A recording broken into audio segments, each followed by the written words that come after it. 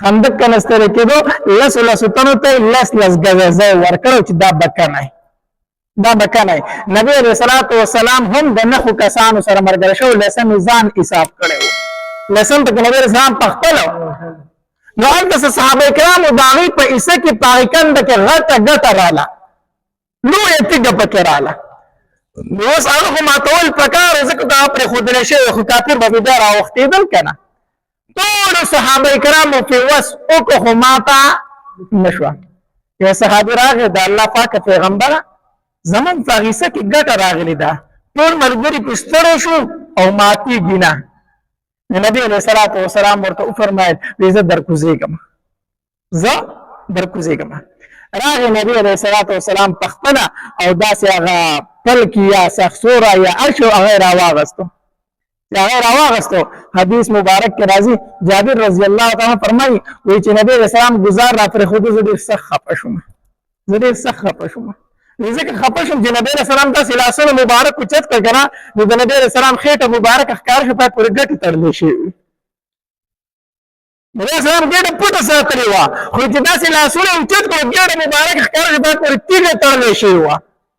ګټه ولې تړلې کیږي سره چې کله ډیر زیات لوګي کنه نو په دې ګټه کې دنه سم اور بلې سره ډیر وګي شي دا ګټه دنه سوځي کنه نو دا ګټه چې دا لګي یخي دا دې ګټې له یخواله ورکي او ځین داري چې خېټه بالکل تشه شي د ملا سره ولګي نو بیا بس لا نه ودرېدل مشکل شي بیا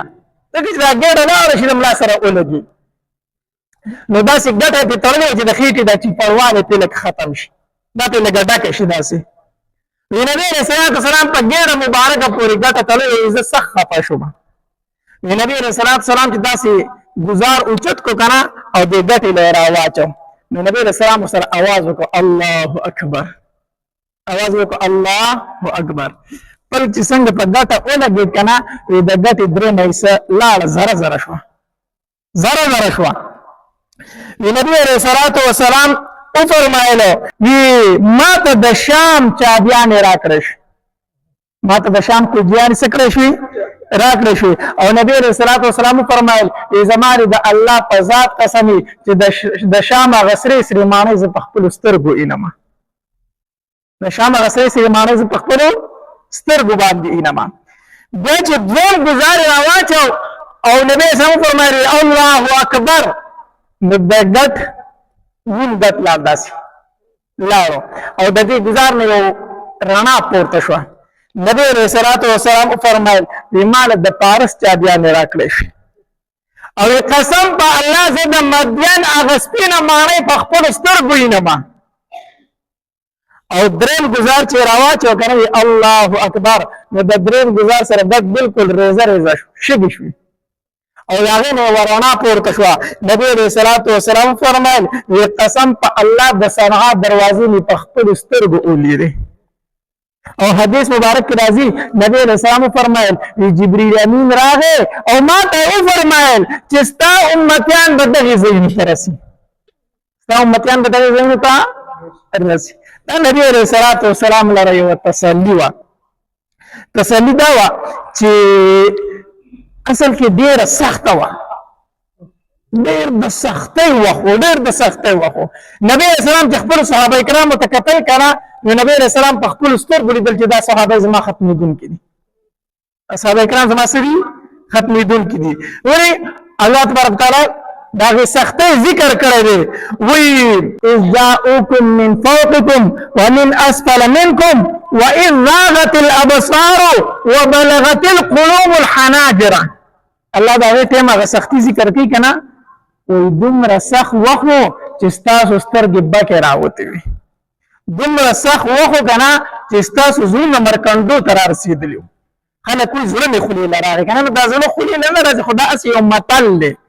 سړی چې ډېر زیات تنګ شي کنه دا زړه ډېر ستړی شي وایي زړه مې نو خولې له راغی نو الله تبارک وتعالی فرمایي وایي دومره سخت وخو په غزوه خندق کې چې زړونه ستاسو مروله راغلي مروله نبی اسلام ډېر سخت پریشان و یو طرف ته تمام عربو حمله کړې وه بل طرف ته بې سر او بې ساماني وه هېڅ نو نبی اسلام ډېر سخت خفه و الله تبارک وتعالى ورته په دې درې گزاره کې زیری ورکو چې د الله پاک پیغمبره فتح به مومئ ستا صحابه کرام ختمېدونکي نه دي مدینه منوره خو پرېږده وه دا به یمن ته او فارس ته او صنعا ته رسي هغې ځایونو ته به رسي ستا سره دا فکر دی چې زما صحابه کرام به ختم شي نه نه ختمېدونکي نه دي مدینه خو ستا دا د شام کلاګانې د فارس کلاګانې د روم کلاګانې به هم دوی فتح کوي نبی علیہ السلام له الله تسلی په دغه ټیم کې ورکړه نبی علیہ السلام صحابه کرامو ته فرمایل ما ته الله دا ځایونه وښول دلته کې منافقینو پروپاګاندا شروع کړه وایي د 5 ورځو نه ډوډۍ نه ده خوړلې او د شام کلاګانې خوبونه یې د 5 ورځو نه ډوډۍ نه ده خوړلې او ځان له کندې کلي ځان بچ کوي او د شام د کلاګانو خوبونه یې چې موږ به د شام کلاګانې فتح کوو موږ به د فارس او د روم کلاګانې فتح کوو داسې کې دا پروپاګاندا شروع کړي د دومره سردارۍ سره ګټو لوټو ته سر ټیټای بوتانو ته سجدې کوي نو زه حیرانه په دې باندې چې ستا عقل په دغه ټایم کې چېرته لاړ شي ابو سفیان چې دا خبره واورېده د غصې نه سیده پاڅېد او مسجد نبوي ته راغی مسجد نبوي ته راغی او نبی علیه الصلاة والسلام سره کېناستو او وی ورته ویل ای محمده صلی الله علیه وسلم وی زه راغلی ما چې د حدیبې کې زما او ستا کومه صلح شوې ده چې هغه دوباره وکړو د حدیبې مقام کې چې کومه صلح زمونږ شوې وه د هغې تجدید دپاره راغلی ما نبی علیه الصلاة والسلام ورته هېڅ هم ونه ویل نه ورته ښه وویل او نه ورته نه وویلو خاموشه پاتې شو نبی علیه السلام دی ناست و ناست ورته دغه ځای نه پاڅېد چې پاڅېدو ابوبکر صدیق رضی الله تعالی عنه ورغی وی دا ډېر خاص ملګری دی کیدای شي دی زما سپارښت وکړي ابوبکر رضی الله تعالی عنه ورغی وی ابوبکر زه راغلی ما ته خپل ملګري ته زما سپارښت وکړه چې د حدیبې کوم صلح زمونږ شوي وه کوم شرایط لیکلي شوي چې هغه راسره دوباره نبي علیه السلام ومني موږ مات کړي دي خو اوس دوباره راغلی یم چې بیا یې د سره تازه کړو دا معاهده ابوبکر رضی الله تعالی عنه فرمایل زه دا کار نشم کولی زه دا نشم کولی دی د هغې ځای راپاڅېدو لاړ عمر رضی الله تعالی عنه وی کېدای شي دی زما سره دا خبره ومني وی عمره دې له راغلی ما چې لاړ شي خپل ملګري ته ووایي چې ابو سفیان راغلی دی او خیر دی دا معاهده ورسره دوباره تازه که عمر رضی الله تعالی عنه فرمایل وی زه ستا دپاره لاړ شم او نبي علیه الصلاة والسلام ته سپارښت وکړم عمر زما ډېر غوسناک سړی و که نه وی زه لاړ شم او ستا سپارښت نبي علیه الصلاة والسلام ته وکړم وی قسم په الله کو نبي علیه السلام د جهاد حکم وکړو تا سره او هېڅوک نه جنګېدل زه به ستا خلاف یوازې جنګېږم توره یې راویستله وی زما دا توره به ستا د سر د پاسه او ته ما ته وایي چې نبي اسلام ته زما سپارښت وکړه دی خو د هغې ځای نه ورټلی شو لاړ علي رضی الله تعالی عنه لره وی علي تا ته پته ده چې زه او ته یو بل ته په رشته کې ډېر زیات نږدې یو یو بل ته ډېر زیات نږدې یو علي رضی الله تعالی عنه فرمایل وی څه وکړم وی داسې وکړه چې نبي علیه الصلاة والسلام ته زما سپارښت وکړه زما سپارښت ورته وکړه چې دا حدیبې دا کومه معاهده چې مونږ کړې ده چې دا راسره نبي علیه السلام دوباره ومني علي رضی الله تعالی عنه فرمایل وی زما د الله په ذات باندې قسمي نبي علیه الصلاة والسلام د دې په باره کې یو فیصله کړې ده د دې باره کې نبي علیه السلام څه کړې ده یو فیصله کړې ده اوس د چا مجال هم نشته چې نبي علیه الصلاة والسلام ته د هغې خلاف خبره وکړي زه دا نشم کولی نبی علیہ السلام خپل فیصله کړي زه څنګه ورځم نبی علیہ الصلوۃ والسلام لره ابو سفیان فاطمه رضی الله تعالی عنها مخاطب شو وی اے بنت محمد اے د محمد لوري فاطمه رضی الله تعالی عنها ناستوا حسن رضی الله تعالی عنہ سره ناستو او علی رضی الله تعالی عنہ ناستو دوی اے د محمد لوري صلی الله علیه وسلم وی تر خپل پلار ته سپارښت وکړه کنه او کوي ته ورته نه کوي کنه نو ستا خواته چې دا کم ماشوم ناسته دا حسنه دا کم ماشوم چې ناسته ویده ته ووایه چې لاړ شه مسجد نبوي کې دا چغه ووخه چې ما قریشو ته پناه ورکړې ده د حسن ته ووایه چې د مسجد نبوي ته لاړ شه په مسجد نبوي کې کومه چغه ووایي چې ما قریشو ته پناه ورکړې ده یقین وکړه چې د ده په اواز سره به تمامو قریشو ته حفاظت نصیب شي محفوظ بشو تمام سرداران فاطمه رضی الله تعالی عنها فرمایل دا خو ماشوم دی پناه ورکول خو د غټو کار دی دا خو وړوکی دی دی به څه پناه ورکړي وی دویمه خبره دا ده چې د نبي علیه الصلاة وسلام په خلاف کې به دی راپاسې یو تن ته به پناه ورکړي زما بابا به یو فیصله کړي او د هغه نوسې به راپاسې او د هغې خلاف به وایي چې ما پناه ورکړې ده نه دا موږ نشو کولی ابو سفیان علي رضی الله تعالی ته متوجه شو علي دا معلومیږي دا چې دا خبره ډیره سخته شوې ده دا خبره ډیره سخته شوې ده ځکه زما سپارښت ته هیڅ کوم تیارو نه دي خو داسې راته څه چل وښیه چې اوس د مدینې منورې نه خو نامراده لا نه شم که نه هلته مکې کې به خلکو ته څنګه مخ خیمه چې زه اسې رالمه څه طریقه خو راته وښیه که نه نو علي رضی الله تعالی ته وفرمایل وی داسې وکړه که نه زه درته یو چل خیم کو ودې کو نو ښه به ستا دپاره کیدای شي فایدهمنې وی څو وی جمعات ته لاړ شه مسجد نبوي ته او هلته په تیزه دا خبره وکړه چې زه دې دپاره راغلی ما چې د حدیبې د صلح تجدید وکړم د صلح حدیبې تجدید دپاره راغلی او د هغې د استحکام دپاره راغلی او د صلح چې کوم موده ده د هغې د زیادت دپاره راغلی چې هغه موده دې نور هم زیاته شي دا چغه ووخه او بیا ځه ابو سفیان راغی مسجد نبوي ته نبی علیہ السلام هم ناست صحابه کرام هم ناست په چغه دا आवाज وکړو وی زه مکې نه دې دپاره راغلی ما چې د صلح حدیبیه دې بحال پاتې شي هغه شرایط بحال پاتې شي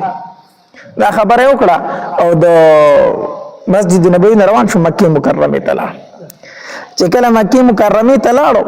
هلته ترېنه خلک تپوس وکړ ابو سفیان څه دې راوړو مسجد نبوي ته لاړم او اواز مې وکړو چې زه د صلح حدیبې د تجدید دپاره راغلی نو هغې ورته وایي ستا دا اعلان نبي علیه السلام قبول کړو څه ښه نه یې درته وکړه ده وی نه وی نه درته ښه کړې نه وی نه وی دا درته چا ویلي وی دا راته علي داسې ووینو وی دومره غټ سرداري او علي غوندته سړي ته دوکه کړې دې څه مطلب چې لاړې مسجد نبوي کې د اعلان وکړو چې زه د صلح حدیبې د تجدید دپاره راغلم او را روان شي نه درته ښه میلو شو نه درته نه میلو شو اسې رالي وی اسې لاړې او اسې رالي وغولېدلې دلته کې نبی علیه الصلاة وسلام صحابه کرامو ته وفرمایل وی تاسو د جنگ سامان تیار کړئ ځان تیاروئ د جنگ سامانونه تیاروئ په مکه باندې حمله کوو خو داسې به وکئ چې ګوره څوک درنه خبر نشي دا خبر هم پټه ساتو مکې ته ګوره دا خبر ونه رسي چې نبی علیه السلام په مکه باندې څه کوي حمله کوي دا خبره پټه وساتئ په دغې ورځو کې د مکې مکرمې یوه ډمه وه دې به دا مجلسونه به یې کولو په حجرو کې به ګډېده او خلکو به پیسې چانګلې د دې دغه معاش او دغه د ګټې وټې ذریعه وه خو چې کله په غزوه بدر کې ډېر شي کفار مړه شو نو د مشرکین مکه هغه زور لږ کم شو نو دا په دغې ورځو کې راغلي او مدینې منورې ته نبي علیه الصلاة وسلام له راله وی اے محمده صلی الله علیه وسلم وی دې له نه یم راغلی چې مسلمانه شوې یم نبی علیه الصلاة وسلام ورته وی څه له بیا راغلی صحابه کرام هم پېژندله ټولو پېژندله مشهوره ښځه وه وی څه له راغلي وی ما باندې به چې چا پیسې چنګلې خو تا ټول ووجلو هغه سردارانو به په ما باندې پیسې چنګلې خو تا ټول مړ کړلو وی په مکه کې اوس زما ګزاره ګرانه ده څوک را باندې د پیسو چنګلو نشته دی مکه کې مې ګزاره نه کېږي څه له راغلې وی دې له راغلم چې ته د خپلو ملګرو ته ووایې زما سره امداد وکړي ماله څه پیسې میسې راکړي ما اوس هلته ګزران ګران شوی نبي علیه السلام صحابه کرامو ته وویل یو که د چا څه وس کېږي دې له یې ورکړئ بس د دې له چې چا څه وس کېږي ورکړئ وله چې ځي صحابه کرامو سره د خپل وس موافق چا څه ورکړي چا څه ورکړي پیسې وله ورکړئ د مکې نه څه کړله د مدینې منورې نه د مدینې نه را رخصت کړه خو چې کله دا د مدینې منورې نه راتله که نه نو یو صحابي د هغه نوم حاطب بن ابي بلتعه حاطب بن ابي بلتعه رضی الله تعالی عنه دا بدري صحابي دی بدر په غزا کې د نبی رسول الله صلی الله علیه وسلم سره شامل شوی و نو چې کله دا راتله کنه هغه ول یو خط یو چټي ولیکله او په چټي کې ورته دا ولیکل چې نبی علیه الصلاۃ والسلام په تاسو باندې حمله کوونکی دی او داسې کسان تیار کړي داسې کسان لکه دریاب دی دریاب په تاسو باندې حمله کوي نبی علیه الصلاۃ والسلام په خط کې دا ولیکل او دا دی خزله ورکو دا به د ځان سره ووسی مکه کې به هلته هغوی ته دا خبر ورکړي دا ښځه را روانه ده نبی علیه الصلاۃ والسلام باندې وحی راله جبرئیل علیہ السلام راغی وی د الله پاک پیغمبره ستا راز پاش شو ستا چې د کم راز خبره واغه مکې والو ته ورسېدله یو ښځې سره خط او حاطب بن ابي بلتعه وله ورکړی دی او هغه ښځه په روضه خاخ مقام کې روانه نبی علیہ الصلوۃ والسلام صحابه کرام درې تنه مقرر کړو درې صحابه کرام مقرر کړو حضرت علی رضی الله تعالی حضرت زبیر رضی الله تعالی حضرت مقداد رضی الله تعالی د درې صحابه کرام ته سنت وخیجه سنت او شابه هغه خزه در مګره خط مکی مکرمه ته ونه رسي اخطر مکی ته ونه رسي دی ای پروزه خاخ کې به اعلان دی کوي نبی رسول الله صلی الله علیه وسلم پروزه خاخ کې به لاندې کوي بس اخذ په اوخ باندې روانه و دي اسونو ته وختل روان شو درې واړه صحابه کرام او چې څنګه روزه خاخ مقام ته ورسېد خزم ال تلاند کړه چې وای رسوله بس اسون راکو شو د اوخ مواري ولا ونیو اوخ ورلکین او خزه ته راکو زکړه خزه ته خطر خزه ما سره خط نشته وی خط پر سره شته خط راکا اوخ ورله اولټاو د دې چې کم سامان او هغه تار پتار کو خطو د خزي چې کمی کپړې وي داغه تلاشي واغسته خط نشته دی اوس خط د سره ملایي کینا خزي ما سره څه شي نشته دی علي رضی الله تعالی ته فرمایل وی زما پیغمبر چې سوی غرشتیا وي زما پیغمبر تر اوسه پر دروغ نه دی ویلي او هغه وجره دې سره خط ته وی دا خط رو باسه کنه قسم په الله کو ستا کپړې استل راشي کپړې بدر نه مباسم کو ستا کپړې استل راشي په مکنه دا بدر نه مباسم خدا خط پراکې مونږ خط پر سره شته دی کو ته ډیر وچ ما سره نشته دی خو زمون پیغمبر ول چې دې سره خط یقینا مونږ ولې ټاو چرته شته دی مخ خپل وسو کو خط نشته دی خو چې پیغمبر وي خط سره شته دی نو اصحاب کرام داود نبی رسول الله په خبره داسې کلک یقین او استاد سره خط موجود دی خزه پوښ چې په اس حالت زما مخ کتلو نشته دی دا کمسې دې سوچا تکړه او د کمسې د لاندې په دې وختو کې غټه کړي وو د سټ سره د کمسې د لاندې په دې وختو کې د تعویذ یې خو دا تعویذ غونټه ته جوړ دا ختمه دلته پټ کړي وو چې پټ کړو کمسې ته علاج کا خطر راوست وره ولکو چې وره کو هغه ته وسو تزا خاطر واغستو نبی علیہ الصلوۃ والسلام له راوړو چې راوړو نبی علیہ الصلوۃ والسلام خط کول او کو ته پاړاو شو نبی علیہ الصلوۃ والسلام حاتب ابن ابي بلتعه رضی الله تعالی دا صحابي وروغتو دا کار دی ولې کړی دی صحابه کرام سغو صدی عمر رضی الله تعالی تور هرستل نبی سم ته بار وی د الله پاک پیغمبر ماته اجازه راکا د منافق دا سر و ما دغه مونږ سره ډیره غټه دوکه وکړه ماته اجازه راکې د منافق نه دا سر والزم نبی علیہ الصلوۃ والسلام د صحابي وروته حاتب ابن ابي بلتعه په حاتب دارته وجدا کار دی ولې کړی دی هغه ورته د الله پاک پیغمبر زه خپل خبره کوم خو په ما باندې تلوار مکوئ چې زه خپل خبره پوره کوم ما باندې تلوار مکوئ نبی سامي وای تاسو وای اذا الله پاک پیغمبر قسم په الله کو زما په اسلام کې زره بره فرق راغلی زه مسلمان یم دا کار دی ولې کړی دی اذا الله پاک پیغمبر د یوې مجبورۍ نه کړی دی د مکی مکرمه نه چې څومره صحابه کرامو هجرت کړي ده کنه او الته خزه بچی پاتې شوی یا نور څه پاتې شوی نو الته رشتہ دار شته دغه خیال ولا ساتي ویزه مکه نه راغله مدینه منورې ته خو زما خزه او بچی په مکه کې پاتې شوی دي او الته زما یو رشتہ دارم نشته چې دغه خیال وساتي په مکه کې زما هیڅوک نشته دی خزه بچی می خوشی پاتې شوی هیڅوک نشته دی د الله پاک پیغمبر دا کار ما صرف د خپل خزه او د بچو د پاره کړی دی ما وی چې نبی علیہ الصلوۃ والسلام چې سکی دا به الله اسی کوي زما په خط باندې دا پاتې کیږي نه الله نبی علیہ الصلوۃ والسلام ته اسی فتح ور کوي خو په هغه باندې زما لګون ته کې احسان راشي نو زما د خزه او د بچو بل خیال ساتي هغه ته تکلیفونه التنه ور کوي زما بچو ته ولته تکلیفونه نه ور کوي دا کار می صرف دې د پاره کړو ما دا سه کارو کو چې هغه الله او د الله رسول ته ضرر نشي رسوله زما د خط الله او د الله رسول ته ضرر نشي رسوله نبی علیہ الصلوۃ والسلام ورته فرمایلی ته رښتیا وای تا دا کار ته مسلمانې خدا کار تا صرف دې د پاره کړو ته رښتیا وای تا دې څه وکړلو عمر رضی الله تعالی بیا فرمایي وی د الله پاک پیغمبر سرتیوم دا منافق ته نبی علیہ الصلوۃ والسلام دا مخ مبارک داسې سور شو سور شو. او عمر رضی الله تعالی عنہ ته فرمایي یا عمر تا ته پته نشته چې دا بدري صحابي دی، دا په غزوه بدر کې شامل شوی نه دی. او د غزوه بدر متعلق الله تبارک وتعالى څه فرمایلی چې به کوم صحابه کرام شریک شو، تبارک وتعالى دا غي متعلق ویل چې تاسو څه کوئ تاسو جنتیان یې، تاسو جنتیان یې. دا جنتی صحابي دا ته جنتی سروما، دا بدري صحابي نه دی. عمر رضی الله تعالی عنہ دا خبر وری د سترګو وروخ کې روان شي په جړا شو. او نبی علیہ الصلوۃ والسلام ته فرمایل وی الله ورسوله اعلم، الله دا الله رسول ډیر خپويږي، ما غلطي وکړه د الله پاک پیغمبر زفونه شوم. نو دا یو واقع پکې داسې راغلی و چې د حاتب ابن ابي بلتعه رضی الله تعالی عنہ متعلق چې د صرف هغه خط لیکلو. نو د نبی علیہ الصلوۃ والسلام د مازیګر منس په مسجد نبوي کې وکړو او لزر صحابه کرام د ځان سره مرګري کړو او زه چې زو مکه مکرمه باندې حمله کو. د نبی علیہ الصلوۃ والسلام په بیبیانو کې د نبی علیہ الصلوۃ والسلام سره دو بیبیانې ملګری وي، ام سلمہ رضی الله تعالی عنها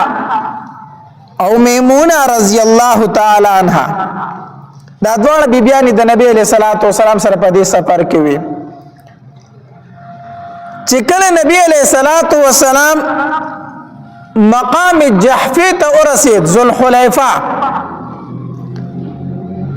نو الته سره حضرت عباس رضی الله تعالی عنہ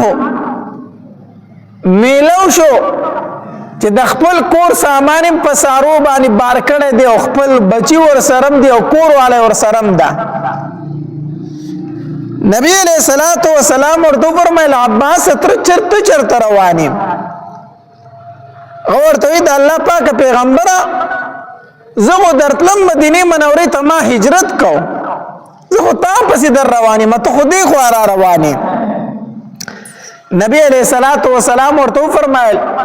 خپل اهل او عیال او سامان چې کم دی دا مدینه منورې ته ولېږه او ته زمونږ سره مرګري شه، مونږ په مکه باندې حمله کوو، نو ته زمونږ سره جهاد ل روان شه. نو عباس رضی الله تعالی عنہ دغه ځای د نبی علیہ الصلوۃ والسلام سره مرګري شو. اصل کې د عباس رضی الله تعالی عنہ مخکې مسلمان شوی و،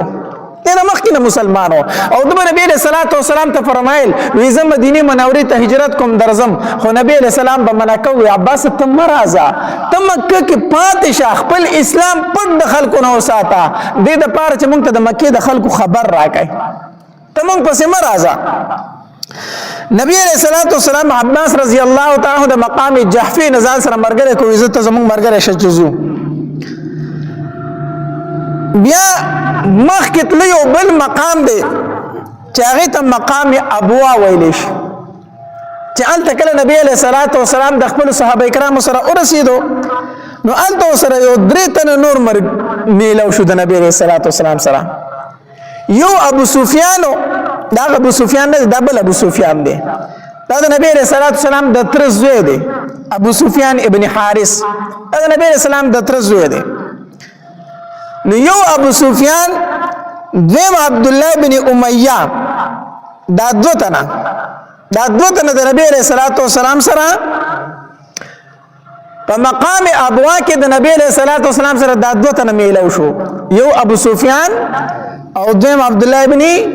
امیہ. ما درته وی دا بل ابو سفیان دی، دا د نبی علیہ السلام د تر زوی دی، ابو سفیان ابن حارث د حارث زوی دی، او دا د نبی علیہ الصلوۃ والسلام رضاعی رورو مو د ابو سفیان رضاعی رورو، ځکه نبی علیہ السلام د حلیمی بی بی په خوړلیو کنه، او د ابو سفیان هم د حلیمی بی بی په خوړلیو. نو دا دواړه رضاعی رورو مو، نو د نبی علیہ السلام د تر زوی مو رضاعی روري مو، او دا د نبی علیہ السلام د وړوکوالي ډیر سخت ملګری و، داسې ملګری و چې نبی علیہ السلام بچرته و نو دی به ورسره و، داسې کان په وړوکوالي کې مرګتیا وي د الکانو کنه. نو دې ملګری وو د تر زامن مو ملګری مو چې چرته به نبی علیہ السلام ولته به سره د ابو سفیان خامخا موجود، داسې مرګتیا و، ډیر یو بل باندې مین وو. خو چې کله نبی علیہ الصلوۃ والسلام د پیغمبري داو کړه کنه نو د ټول سخت دشمنی د ابو سفیان شو او داسې دشمن شو د نبی علیہ الصلوۃ والسلام چې د نبی علیہ السلام خلاف اشعار به جوړول بیا او دمه به راوستي او هغه به ګډولي خلکو ته به وی چې تاسو د پیغمبر راځي زه درته داغه نخکل مجلس لګومه زه درته داغه نخکل یو مجلس لګوم دی لولې ناراضي چې هغه خواله زي دومره د نبی رسول سلام سخت دشمنو یا هغه چې د وړوکوالي ملګری او چې کله نبی سلام د پیغمبر دا وکړه بیا هغه چې د ټولو سخت بدترین دشمنی دی شو د نبی رسول سلام پس پکاوي کې به اشعار ویلو او حسان ابن ثابت رضی الله تعالی عنہ بیا د جواب ورکاو د نبی رسول سلام د طرفنا دا بل چې عبد الله بن امیہ دا نبی رسول سلام د خپل د ترور زوی د عاتقه زوی او د عاتقه بنت عبد المطلب د نبی رسول سلام ترور و د پلار د طرفنا د پلار د طرف نه چې کومه د نبی رسول سلام ترور دا غي زوی عبد الله ابن امیہ نو دا نبی رسول سلام د خپل سکه ترور زوی و خدیم د نبی رسول سلام ډیر سخت دشمن و یو ځل نبی رسول سلام د اسلام دعوت ورکو نو دی عبد الله ابن امیہ ورته سوي اتمات د اسلام دعوت راکا چې پیغمبر یم نبی رسول الله او ز الله رښتینه پیغمبر را لګلم دی عبد الله ابن امیہ ورته وی کنه وی کوته چرته اسمان ته وخی جزه درته ګورم چې ته اسمان ته روانه او اسمان کې وسوره وشو ته پاره کې نه نوځي او دا هغه طرف در سره فرشتي مرګري او تا یو خط راغسته د الله د طرف نه او باغې کې الله لیکلی چې دا زما پیغمبر دی بیا دې نه منم دا دومره بیا د نبی له سلام سخت دشمن شو دومره سخت دشمن شو نو په مقام ابوا کې د دوه د نبی صلی الله علیه وسلم سره میلاو شو چې دې میلاو شو صحابه کرام تاسو کله تاسو چرته ځای موږ مدینه منورې ته دروانو په نبی رسول الله باندې ایمان مو راوړو صحابه کرام را له نبی صلی الله علیه وسلم له زیر ورکو اذا الله پاک پیغمبر استاد وړوکواله غدوس ابو سفیان او استاد خپل ترور زوی عبد الله ابن امیہ هغه دواړه مسلمانېږي اجازه تلور ک چې راشي کلمه ورته وای نبی علیہ الصلوۃ والسلام فرمایي زما مخله مراوله زما مخله مراوله صحابه کرام حیران شو د الله پاک پیغمبر ته خو د دوی د پاره ډیر دعاګانې غوښتي ته خو په دوی په ډیر زیات خپوي او دعا به وخته چې الله یو می د وړوکوالي مرګره دی یو می د ترور زوی د الله د مسلمانان کا او اوس چې هغه مسلمانۍ کې ته مخاړی نبی رسول الله فرمایل بس ما خواله مراوله دی ما ته ډیر تکلیف راکړی دی ما ته ډیر زیات تکلیف راکړی زما خواله مراوله هر صحابي براته خوشاله ده په نبی رسول الله به زیره کو چې الله پاک پیغمبر استاد وړوکوالي دوست ابو سفیان او استاد ترور زوی عبد الله ابن امیہ مسلمانی کی رای ولو د نبی رسول الله طرف په بوته جواب میلو شو ما خواله مراوله ما خواله مراوله د نبی علیہ الصلوۃ والسلام سره ام سلمہ رضی الله تعالی عنها په دې سفر کې دی هغه ته ویل وی ته زموږ لک سفر شو کنه نبی علیہ الصلوۃ والسلام ته کنه نو ام سلمہ رضی الله تعالی عنها را نبی علیہ الصلوۃ والسلام لرا وی د الله پاک پیغمبر استاد نبوت او استاد خو اخلاق نه پر دې خلک محروم نه دي دا یو دي د وړوکوالي دوست او بل دې د ترور زره دی بس د اخلاق نه څنګه محروم زی الله پاک پیغمبر اجازه تو لور ک چې راشي چې ایمان راوړي نبی علیہ الصلوۃ والسلام ورته فرمایل ام سلمہ ډیر تکلیف راکړې دي دواړو ډیر تکلیف راکړې یو زما پس پکاوي کې اشعار جوړولو او دې بل ته ما خبره وکړه د ایمان نو د مال د جواب راکو چې کو د الله د طرف نر سره پرشتي را شو مال د الله د طرف نه خطر وړي بیا دې نه منم داسې جواب د مال راکړې ده دیرالو علی رضی الله ام سلمہ رضی الله تعالی سفارش کوي د الله پاک پیغمبر زما امید دی چې دا بستانه محروم نه پاتې کیږي زما امید دی چې ته به محروم کاینا دلته کې دوی دواړه رااله علی رضی الله تعالی عنہ لره علی رضی الله تعالی دوی دواړه ته زه درته یو طریقه خیمه کې د نبی اسلام تاسو معاف کوي څنګه ادا سه اوکه کنه چې تاسو لا شي چاته وایې ما او ډایرک د نبی رسول الله مخې ته ودرېږئ په خپل ورشه چاته وایې ما او چې د نبی رسول الله مخې ته ودرېږئ کنه نو دا آیات په وایې تالله لقد آثرك الله علينا وان كنا لخاطئين دا آیت سوره یوسف آیات مبارکه ده چې کله د یوسف علیه السلام ورونه رااله یوسف علیه السلام ته ودرېدل او وی پیژند چې دا خو زموږ ورور دی موږ کوی ته ورته وکړی وو او الله دغه نه څه جوړ کړی دی بادشاه او پیغمبر ته جوړ کړی دی د ملک بادشاه دی اوس موږ کوی ته ورته وکړی وو نورون وی تالله لقد آثرك الله علينا وان كنا لخاطئين قسم په الله لته په موږ باندې غوړه کړی موږ خطا کاو ته الله غوړه کړی په موږ باندې موږ نه خطای شوی دا ویلار شه د نبی رسول الله وړاندې مبارک وړاندې ودرېږي د نبی رسول الله او د آیت مبارکه تاسو وایي ابو سفیان چې څنګه راغی نبی رسول الله ته مخامخ ودرېد کنه د آیت وی تالله لقد آثرك الله علينا وان كنا لخاطئين قسم په الله د الله پاک پیغمبره الله ته په موږ غوړه کړی خو موږ خطا کارو موږ نه پوهیدو چې کله دا آیت اولوستو نبی علیہ السلام چې ورته څنګه وکتل نو نبی علیہ السلام ولې جواب ورکو ویلا تسریب علیکم اليوم پتا سو هیڅ ملامتیا نشته دی یغفر الله لكم وهو ارحم الراحمین الله به تاسو ته بخنه وکړي الله ډیر رحم کوونکی دی زه تاسو مسلمانان شوي ګوره نبی علیہ السلام به چې څوک ورته مخامخ راغی بیا نبی علیہ السلام مخ مبارک نشو ټینګول ورته نبی رسول الله والسلام ورته فرمایي لا تسریب علیکم اليوم پتا سو اس ملامت یا نشته خیر دی به کومه ته خو ارسه ویلی ما معاف کړی بیا او نبی علیہ الصلوۃ والسلام ورته فرمایل الاسلام يخدم ما كان قبله تاسو چې مخکې ما سره سکړی دی اسلام هغه ارسه تاسو ختم کړو هغه ارسه تاسو ختم شو د اسلام د وجه نه ټول ګناونه درته الله معاف کړو دی ابو سفیان بیا د نبی علیہ الصلوۃ والسلام په مدح کې اشعار ویل په مدح کې به اشعار ویل او دی به د نبی علیہ الصلوۃ والسلام مخامخ نه راتو نه براتو نبی علیہ السلام نه به څنګه څنګه ته ګرځیدو او هغه کې نبی علیہ السلام بوله د جنت زیری ورکول اے ابو سفیان اے زما د وړوکوالی مرګریا اے زما رضاعی ورته خو جنتی نبی علیہ السلام بوله د جنتی زیری ورکاو خدای به شرمېده په خپل کلو باندې دوم رستو مانو او دا رنګي عبد الله ابن ابي اميه دغه با د نبی رسول الله والسلام نا چرته دې په ژوند کې هم د نبی رسول الله والسلام ته ببر بیان دي کتلی چې کوم ځای کې نبی رسول الله او د رسول الله او خطه قتل د خپل ملامتیا د وجه د نبی رسول الله والسلام ته ببر بیان وکتلی بهر حال لار کې ورسره دوی میلو شو د دواړه ملګری د دواړه صحابه کرام ابو سفیان او عبد الله ابن ابي اميه دوی مسلمانان شو د نبی علیہ الصلوۃ والسلام سره روان شو نبی علیہ الصلوۃ والسلام خو د رمضان المبارک میاشو پر لسم رمضان دوی روان شي وو د نبی علیہ السلام او د صحابه کرام روزه وا خو چې یو ځای ته ورسېدل نو په نبی علیہ السلام باندې په خپل هم او په د صحابه کرامو باندې هغه رجو ډیره ګران شو ځکه یو ګرمي وا دویم جهاد ته روانو نو کمزورتیام په بدن کې راتله نو چې نبی علیہ السلام او قتل چې زما صحابه کرام د روزي د وجې نه کمزوري کیږي نبی علیہ السلام صحابه کرامو ته فرمایل روزه ماته کوي روزه تاسو سکای ما ته ځکه حدیث مبارک راځي ليس من البر الصيام في السفر دا نیکی نه چې ته په سفر کې روزه ونیسي دا نیکی نه چې په سفر کې ونیسي روزه ونیسي نو نبی علیہ السلام صحابه کرام ته فرمایل په خپل روزه ما ته کړه صحابه کرام ته فرمایي تاسو روزه سکای ما ته کوي ځکه jihad لرواني کمزوري کېږي روزه اس په نبی علیہ السلام په صحابه کرام سره ما ته کړه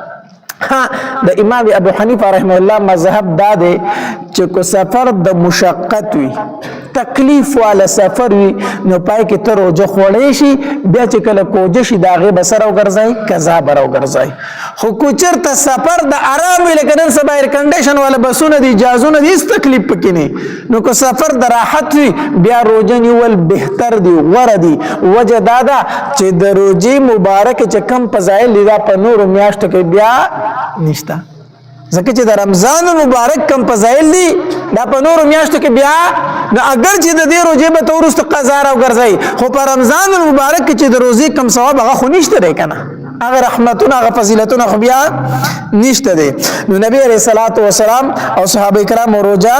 ما تکړه مقام مر الزهران ورته ویل شي ځکه اوږد سفر دی د مدینې منورې نه چې مکې مکرمې ته ځي الله دې موږ ټول بار بار بوزي ډېر لوی سفر دی نو چې کله مقام مر الزهران ته راورسېدل که نه نو نبي علیه الصلاة وسلام وفرمیل صحابه کرامو ته دلته تاسو پړاو واچوئ دلته کې ځکه شپه د دلته آرام کو ماسخوتن ټیمو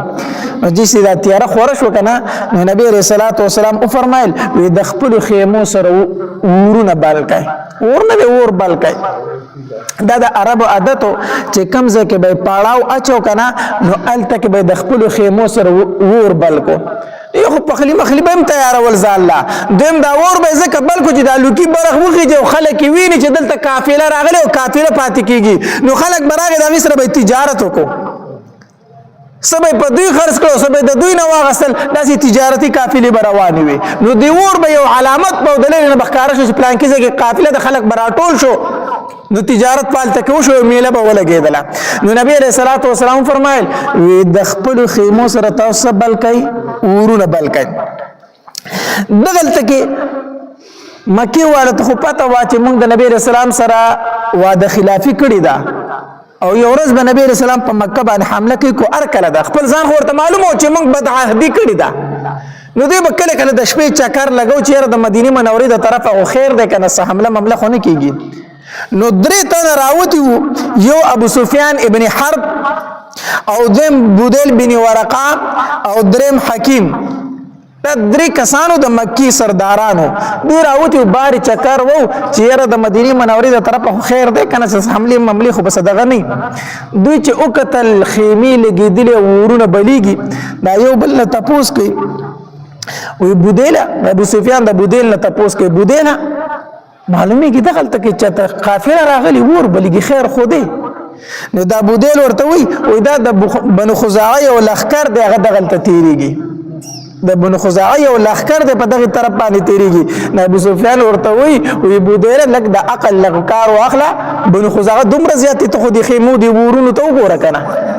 هغه دومره زیات دي هغه چېرته ډېر خلک د ټول ملک د اور نه ډک دی ویزه چې لږ تماشه وکړو خواله ورشو که نه چې لږ ورنږدې شو د نبي علیه السلام صحابه کرامو هغې چوکیداري کوله دا درې واړه ونیول ګرفتار یې کړو چې ونیول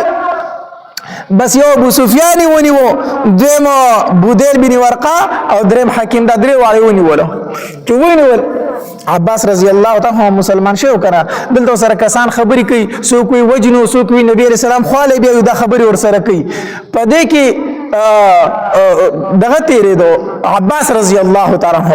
عباس رضی الله تعالی په خچره باندې سور دی نو چې خبرې واورېدې ویره دا خبرې خو د ابو سفیان دي خبرې د چا دي د ابو سفیان وای پیژندو کنه نو आवाज ورته کو نږدې راغی اے ابو سفیان منډه کړوي عباس ته دلته وی او زه دلته ما وی وجنی ما بچ کا نو عباس رضی الله تعالی عنہ فرمایلی اے ابو سفیان قسم په الله کو د بچ کېدو بل لاري خو زما خچر تر اخی جن اله به بچ کېږي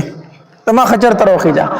بس ابو سفیان منډه کړه د عباس رضی الله تعالی عنہ په خچر سره شاته کېناستو عمر رضی الله تعالی عنہ چې وکتل چې ابو سفیان دی تور راوي سره را منډه کړي را منډه و چې دا خو د نبی سلام د ټولو نه سخت دشمن دی